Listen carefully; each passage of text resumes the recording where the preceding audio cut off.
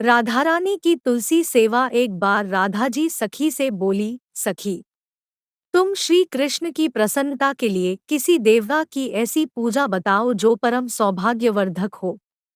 तब समस्त सखियों में श्रेष्ठ चंद्रन्ना ने अपने हृदय में एक क्षण तक कुछ विचार किया। फिर बोली, चंद्रन्ना ने कहा, राधे, परम सौभाग्यदायक और श्री कृष्ण की भी प्राप्ति के लिए वरदायक व्रत है तुलसी की सेवा। तुम्हें तुलसी सेवन का ही नियम लेना चाहिए, क्योंकि तुलसी का यदि स्पर्श अथवा ध्यान, नाम, संकीर्तन, आरोपण, सेचन किया जाए तो महान पुण्यप्रद होता है। हे राधे, जो प्रतिदिन तुलसी की 9 प्रकार से भक्ति करते हैं, वे कोटि सहस्त्र युगों तक अपने उस सुकृत्य का उत्तम फल भोगते हैं। मनुष्यों की लगाई हुई तुलसी जब तक शाखा, प्रशाखा, बीज, पुष्प और सुंदर दलों के साथ पृथ्वी पर बढ़ती रहती है, तब तक उनके वंश में जो जन्म लेता है, वे सभी हो हजार कल्पों तक श्रीहरि के धाम में निवास करते हैं। जो तुलसी मंजरी सिर पर रखकर प्राण त्याग करता है, वह सैकड़ों पापों से युक्त क्यों न हो, यमराज उनकी ओर देख भी नहीं सकते। इस प्रकार चंद्रन्ना की कही बात सुनकर रासेश्वरी श्री राधा ने साक्षात श्री हरि को संतुष्ट करने वाले तुलसी सेवन का व्रत आरंभ किया। केतकीवन में 100 हाथ गोलाकार भूमि पर बहुत ऊंचा और अत्यंत मनोहर श्री तुलसी का मंदिर बनवाया, जिसकी दीवार सोने से जड़ी थी और किनारे किनारे पद्मरागमणि लगी थी।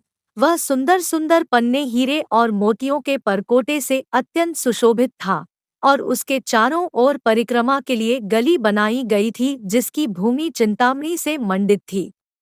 ऐसे तुलसी मंदिर के मध्य भाग में हरे पल्लवों से सुशोभित तुलसी की स्थापना करके श्री राधा ने अभिजित मुहूर्त में उनकी सेवा प्रारंभ की। श्री राधा जी ने आश्विन शुक्ला पूर्णिमा से लेकर चैत्र पूर्णिमा तक तुलसी सेवन व्रत का अनुष्ठान किया। व्रत आरंभ करके उन्होंने प्रतिमास पृथक पृथक रस से तुलसी को सींचा।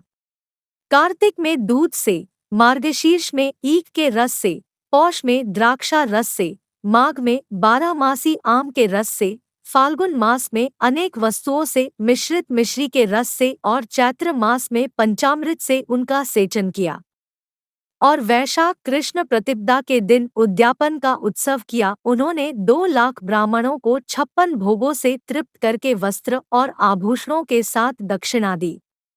मोटे मोटे दिव्य मोतियों का 1 लाख भार और सुवर्ण का 1 कोटि भार श्री गर्गाचार्य को दिया। उस समय आकाश से देवता तुलसी मंदिर पर फूलों की वर्षा करने लगे।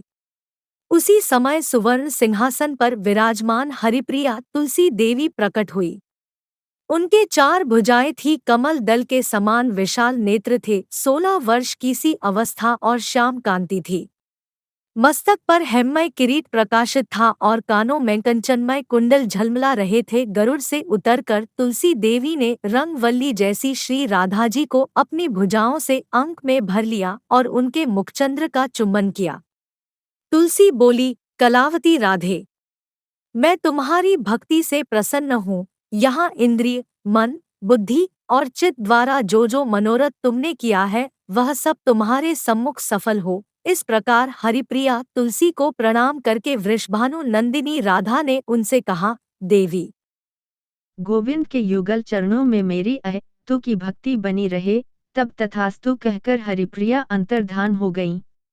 इस प्रकार पृथ्वी पर जो मनुष्य श्री राधिका के इस विचित्र उपाख्यान को सुनता है, वह भगवान को पाकर कृतकृत्य हो जाता है। जय जय श्री राधे।